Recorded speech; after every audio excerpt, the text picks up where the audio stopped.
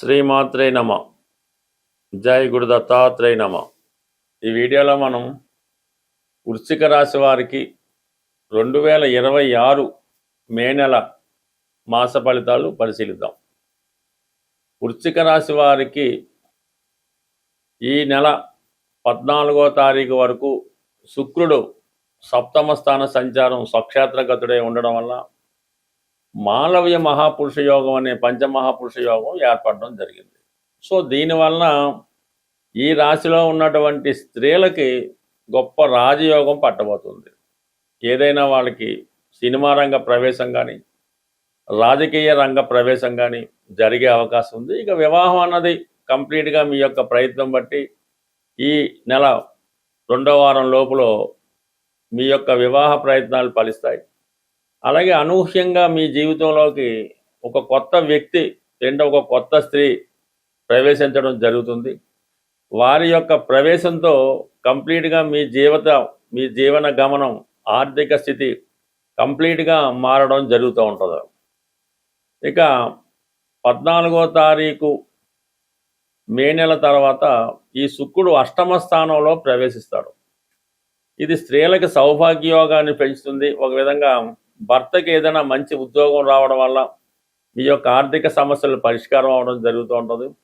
అలాగే చాలా వరకు మీ భర్త గారు లేదంటే మీ భార్య కుటుంబంలో ఏదో ఒక శుభకార్యం రావడం జరుగుతూ ఉంటుంది.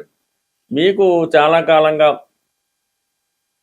వారు ఇతరులు ఇవ్వాల్సినటువంటి ధనం ఒక ఆకస్మిక ధనలాభం అనుకుందాం, ఒక స్త్రీ ధనం అనుకుందాం, లేదంటే కొన్ని లాంఛనాలు అనుకుందాం, ఇవన్నీ కూడా మీకు ఈ నెల 15వ తారీఖు తర్వాత లభించే అవకాశం ఉంది. ఎందుకంటే ఇక్కడ శుక్రుడు ధనాధిపతిగా ఉన్నటువంటి గురువుతో అష్టమంతో కలయడం అన్నది ఒక ఆకస్మిక ధనలాభాన్ని చెప్తుంది. అంటే గురువు ఉన్నప్పుడు సాధారణంగా చిట్ ఫండ్స్, ఫైనాన్స్, బ్యాంకింగ్ల ద్వారా వచ్చే అవకాశం ఉంటుంది. శుక్రుడు ఉండడం వలన అది స్త్రీల రూపంలో కానీ స్త్రీధనం కానీ పుట్టింటివారి ధనం కూడా అయ్యే అవకాశం ఉంటుంది. సో మొత్తం మీద ధనలాభం కలుగుతుంది. ఇక ప్రధానంగా మీకు రవి దశమాధిపతిగా ఉన్నటువంటి రవి 6వ స్థానంలో ఉచ్చస్థితిలో సంచరిస్తూ ఉంటాడు ఏప్రిల్ 15వ తారీఖు వరకు. అంటే మీరు ఏదైనా ఒక ఇంటర్వ్యూకి వెళ్ళినా పూర్తిగా విజయం లభిస్తూ ఉంటుంది. ప్రభుత్వ కార్యాలయాల్లో పనులు సులభంగా జరుగుతాయి. అలాగే ఏదన్నా లావాదేవీలు, ఆర్థిక లావాదేవీలు కానీ, కోర్టు సమస్యలు కానీ, ఆఫీస్ వ్యవహారాలు కానీ, రాజకీయాలు కానీ మీదే విజయం అన్నట్టుగా మీకు అనుకూలంగా మారడం జరుగుతూ ఉంటుంది. ఇక బుధుడు కూడా అక్కడ ఉన్నాడు. మరి బుధుడు కొంతవరకు 6వ స్థానంలో ఉన్నప్పుడు కొన్ని కోర్టు సమస్యలు, కొన్ని కోర్టు చిక్కులు ఏర్పడుతూ ఉంటాయి. అయితే ఇక్కడ ఏర్పడిన బుధాదిత్య యోగం ఈ రాశిలో ఉన్నటువంటి విద్యార్థులకి అనూహ్యంగా విజయాన్ని, సక్సెస్ని తీసుకొస్తుంది. మీరు ఒక ఇంటర్వ్యూకి అటెండ్ అయినా, ఒక రిటర్న్ ఎగ్జామ్ రాసిన 100కి 100 విజయం సాధించే అవకాశం ఉంది. ప్రధానంగా నిరుద్యోగులకి ఈ ఉపాధి అవకాశాలు ఈ సమయంలో ఇంచుమించుగా ఈ నెల 15 లోపులో జరిగే అవకాశం ఉంది. 15వ తారీఖున 2 రవిగ్రహం, బుధగ్రహం కూడా అటు ఇటు ఒక రోజు తేడాలో సప్తమ స్థానంలోకి మారడం జరుగుతూ ఉంటుంది. ఇది కొంతవరకు మీకన్నా మీ పార్ట్నర్స్కి, మీ జీవిత భాగస్వామికి కలిసి రావడం జరుగుతుంది.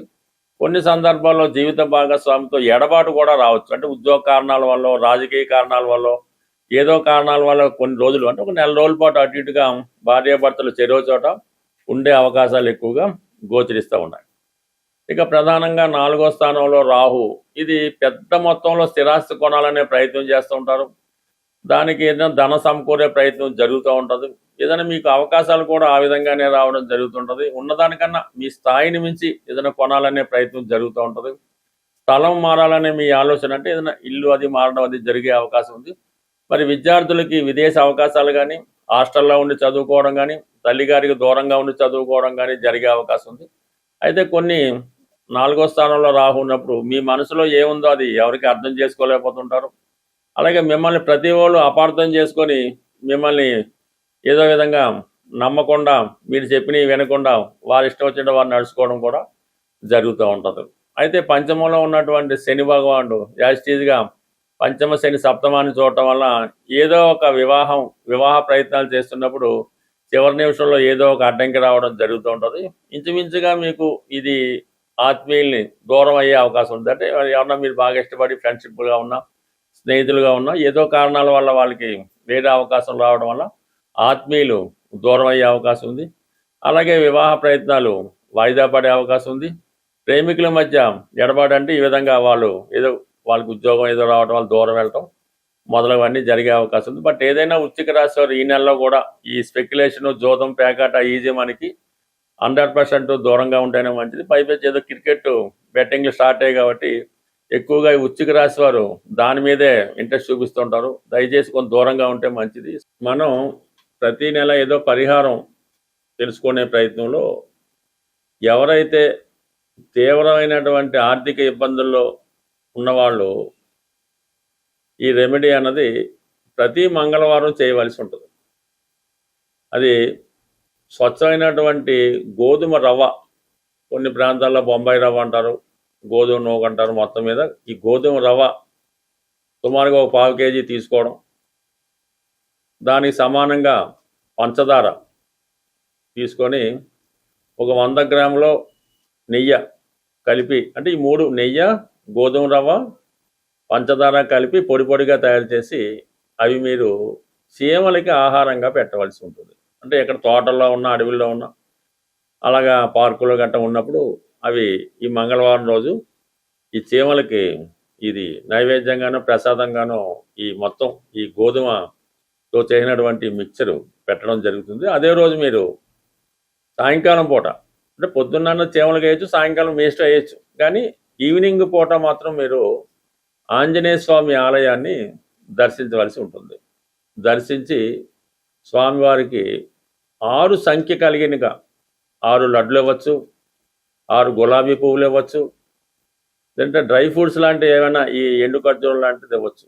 అది స్వామివారికి అక్కడ ప్రసాదంగా ఇచ్చి అక్కడ కొంచెంసేపు కూర్చొని ఏదో హనుమాన్ చాలీసా ఏదో చదువుకోవడం. అంటే ఈ విధంగా ఒక 6 వారాల పాటు మీరు చేయవలసి ఉంటుంది. అయితే ప్రతి వారం కూడా మీ ఇంప్రూవ్మెంట్ అన్నది కనబడుతుంటుంది. అంటే మనం ఏ రెమెడీ అయినా సరే మొక్కుబడిగా చేస్తే మాత్రం జరగదు. రెమెడీ కూడా ఎవరికి వాళ్ళే చేసుకోవాలి తప్ప మీ తరపున ఏదో డబ్బులు ఇచ్చి చేపించేయడం వల్ల కూడా ఏ విధమైన ఉపయోగం అయితే ఉండదు. అందువల్ల ఏంటంటే మీరు శ్రద్ధతో, నమ్మకంతో ఈ పరిహారం చేయడం వల్ల కంప్లీట్గా మీ యొక్క ఆర్థిక సమస్యలు ఒక 6 వారాల్లో తీరిపోవడం జరుగుతూ ఉంటుంది. ఇదే విధంగా తీవ్రమైన అనారోగ్య సమస్యలతో ఇబ్బంది పడుతూ ఉంటారు. ఎక్కువగా బ్యాక్ పెయిన్, నడుము నొప్పి, భుజాల నొప్పులు, ఇటువంటి మోకాళ్ళ నొప్పులు ఉన్నవాళ్ళు ఆదివారం రోజు, ఎస్పెషల్లీ ఆదివారం రోజు మరి పాయసం నైవేద్యంగా, అంటే పాయసం తయారు చేయవలసి ఉంటుంది. గోధుమ పాయసం కానీ బియ్యం పాయసం అయినా పర్లేదు.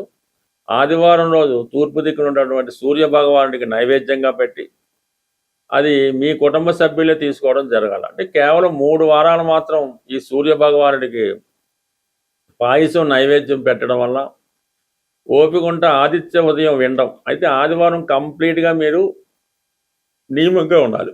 ఎన్వి అది మానేయడం, అలవాట్లు ఏమన్నా ఉంటే పక్కన పెట్టడం. ఈవెన్ పాన్ కిల్లి నవలేవారు కూడా ఆ రోజు కిల్లి నవలడం అన్నది మానేసి కొద్దిగా పవిత్రంగా జాగ్రత్తగా ఉండడం వల్ల ఇది అనారోగ్యపరంగా ఉన్నటువంటి మీ సమస్యలకు శాశ్వత పరిష్కారం అన్నది రావడం జరుగుతూ ఉంటుంది. అలాగే ఇప్పుడు ఈ ఇంకా మీకు బెటర్గా కావాలంటే ఇప్పుడు ఈ ఆదివారం రోజు కానీ ఈ ఇందాక చెప్పిన మంగళవారం రోజు కానీ గోవుకి గోశాల దర్శించి, అంటే గోశాలలో మీరు కొంత సేవ చేయవలసి ఉంటుందన్నమాట. అది అక్కడ ఉన్నటువంటి శుభ్రం చేయడం, శుభ్రంగా ఆవుకి స్నానం చేయించడం, కాళ్ళకి అది అంటే గోసేవ చేయవలసి ఉంటుంది. గోవికి నచ్చే విధంగా మీరు ప్రవర్తించడం వల్ల, గోవికి కొంత ఆహారం తినిపించడం వల్ల కనీసం ఒక 40 నిమిషాలు, గంటన్నా ఆ గోశాలలో మీరు కాలం గడపడం వల్ల మీలో ఉన్నటువంటి నెగిటివ్ ఎనర్జీ లాంటిది, దుష్ట శక్తులు ఏమైనా ఉంటే అవి కంప్లీట్గా వెళ్ళిపోయి మీకు ఒక మంచి స్వచ్ఛంగా రావడం జరుగుతుంటుంది. మంచి గాలి పీల్చడం వల్ల మీకు మరి అది స్వచ్ఛతగా ఉంటుంది. అప్పుడు మీకు భగవంతుడి యొక్క అనుగ్రహం తొందరగా లభిస్తూ ఉంటుంది అన్నమాట. ఇది అంటే మిమ్మల్ని మీరు శుద్ధి చేసుకోవడం వల్ల భగవంతుడి యొక్క అనుగ్రహానికి తొందరగా రావడం, శుభగ్రహాలు మీకు అనుకూలంగా పనిచేయడం, దుష్టగ్రహాలు మీకు వ్యతిరేకంగా దూరంగా వెళ్ళడం, ఇవన్నీ జరిగే సూచనలు ఉంటాయి. కాబట్టి కంప్లీట్గా నమ్మకంతో ఈ రెమెడీ, ఇవన్నీ కూడా సూర్యుడికి సంబంధించినవే, కానీ సూర్యుడే ధనాన్ని ఇవ్వగలడు, సూర్యుడు మాత్రమే ధనం ఇవ్వగలడు. అందువల్ల ఏంటంటే మీరు ఈ విధంగా చిన్నపాటి రెమెడీ నమ్మకంతో చేసుకుంటే కంప్లీట్గా మీ యొక్క సమస్యలకి పరిష్కారం దొరుకుతుంది. స్వస్తి.